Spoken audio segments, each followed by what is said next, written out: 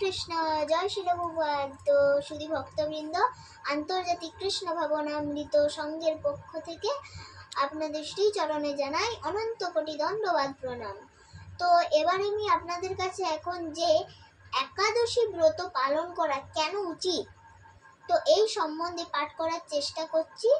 তো আমার ভুল ত্রুটি ক্ষমা করে আপনারা নিজেরাও এই ব্রত পালন করবেন এবং অন্যকেও এই ব্রত পালন করতে উৎসাহিত করে তুলবেন। তো একাদশী ব্রত পালন কেন করা উচিত?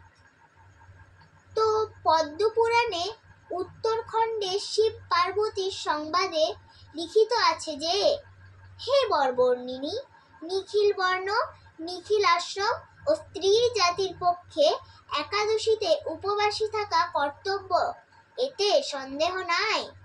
তো কাত্যায়ন স্থতিতে লিখিত আছে, 8 বৎসর বয়সক্রমের পর অপূর্ণ 80 বর্ষ যাবৎ শুক্লা ও কৃষ্ণা উভয় পক্ষীয় একাদশীতেই উপবাস করা মানবের বিদেহ। নারদ মুনির পুরাণে লিখিত আছে, মদীয় অধিকার মধ্যে যাহার যাহার বয়সক্রমাৎ বার্ষিক অধিক হইয়াছে ও 80 বর্ষ পূর্ণ হয় নাই, তাহারা হরিবাসরে আহার করিলে আমি সেই সমস্ত পাতকীকে সংহার করিব এবং কালক্রমে তাহাকে আমার দেশ হইতে দূর করিয়া দিব। তো রুকনাঙ্গদ রাজা এই রূপ ঘোষণা করিয়া দিয়াছিলেন। সুতরাং হে দ্বিজ, উভয় পক্ষিয়া অর্থাৎ শুক্ল পক্ষ ও কৃষ্ণ পক্ষ একাদশীতেই উপবাসী থাকা নরনারীর সকলেরই কর্তব্য। বিষ্ণু ধর্মোত্তরে লিখিত আছে, কি বৈষ্ণব কি শৈব সকলের পক্ষেই একাদশী ব্রত করা কর্তব্য। সৌর পুরাণে লিখিত আছে যে, কি বৈষ্ণব কি শৈব কি সৌর সকলেরই এই ব্রতের অনুষ্ঠান করিবে।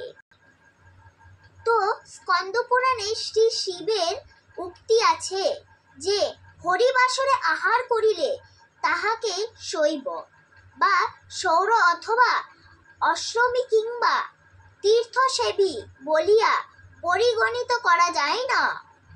সে সর্বোচ্চ অপেক্ষা ও সমাধিক পাপী। হে শঙ্করী, মদভক্তি আশ্রয়পূর্বক হরিবাসরে আহার করিলে সে দুষ্ট পাতকীকে মদীয় অপ্রিয়কারী বলিয়া জানিবে। তো হরে কৃষ্ণ।